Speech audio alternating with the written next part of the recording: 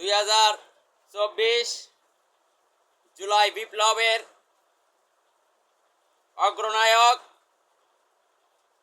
সাহসী যোদ্ধা, সম্মুখ যোদ্ধা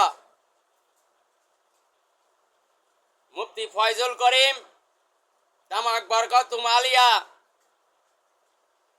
তার নেতৃত্বে লক্ষ লক্ষ জনতা রাজপথে নেমেছিল। ছাত্র জনতাকে উৎসাহ দিয়েছিল, অভিভাবকের ভূমিকা পালন করেছিল।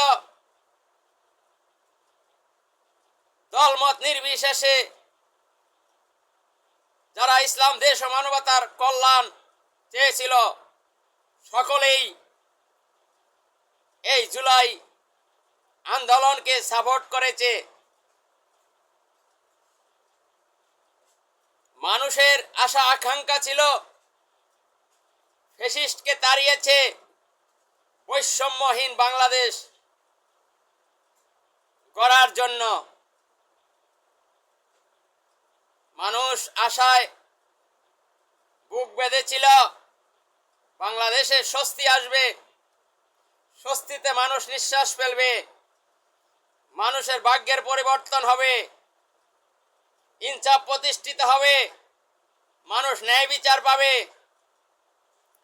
খুন ধর্ষণ রাহাজানি বন্ধ হবে, দ্রব্য মূল্যের দাম নিয়ন্ত্রণে আসবে, দেশে ইসলামিক মূল্যবোধের সরকার হবে। কিন্তু কিছুই হয় নাই। এই না হওয়ার পিছনে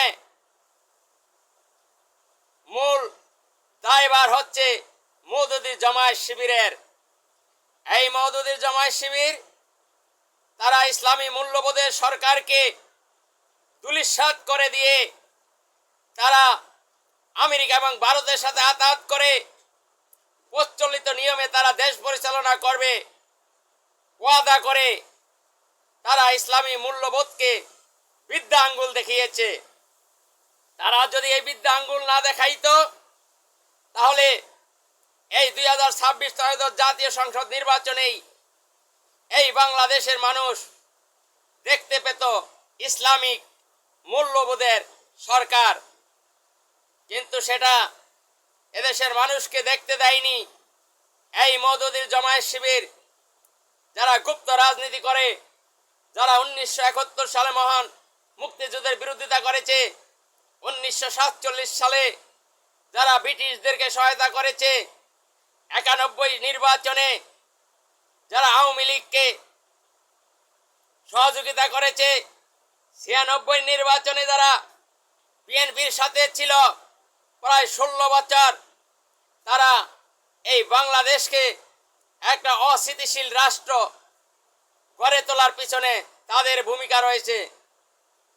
সাম্য, মানবিক মর্যাদা, সামাজিক ন্যায় বিচার, ইনসাফ প্রতিষ্ঠিত তারা এদেশে করতে চায় না।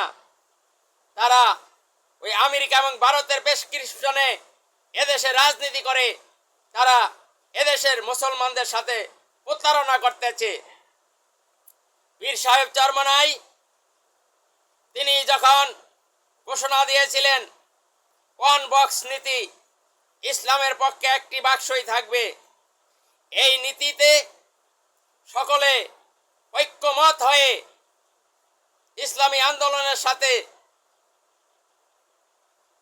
একাত্মতা ঘোষণা করে যখন সারা বাংলাদেশে মিছিল, মিটিং, সমাবেশগুলো সুন্দরভাবে করে আসছিল, মানুষ স্বতঃস্ফূর্তভাবে সারা ফেলছিল, শেষ মুহূর্তে এসে এদেশের জনগণের আশা এবং ভরসা সব ধূলিসাৎ করে দিয়েছে এই মওদুদী জামায়াত শিবির গোষ্ঠী। তারা চায় না এদেশে শরীয়ত আইন কায়েম হোক, আল্লাহর আইন বাস্তবায়ন হোক, কোরআন দ্বারা রাষ্ট্র পরিচালনা হোক। তারা এটা চায় না। তারা সেই আব্রাহাম লিঙ্কনের গণতন্ত্র দ্বারা এদেশের মানুষকে পরিচালনা করতে চায়। ব্রিটিশদের আইন দ্বারা তারা এই রাষ্ট্র পরিচালনা করতে চায়। সর্বযুগের সর্বশ্রেষ্ঠ মহামানব হযরত মুহাম্মদ সাল্লাল্লাহু আলাইহি ওয়াসাল্লামের নীতি এবং আদর্শ তাদের ভালো লাগে না। তারা উপরে বলে ইসলাম, তাদের ভিতরে ইসলাম নেই। নামের সাথে ইসলাম লাগিয়ে তারা এদেশের মানুষের সাথে প্রতারণা করে চলতেছে। যদি তারা পীর সাহেব চরমনাইর সাথে বিশ্বাসঘাতকতা না করত, তাহলে 2024 এর পরে 2026-এর জুনে যে নির্বাচন হয়েছিল, এই 26-এর জুনের নির্বাচনেই এদেশে ইসলামিক সরকার হতো। আর এই না হওয়ার কারণে মূল দায়ী হচ্ছে মওদুদের জামায়াত শিবির।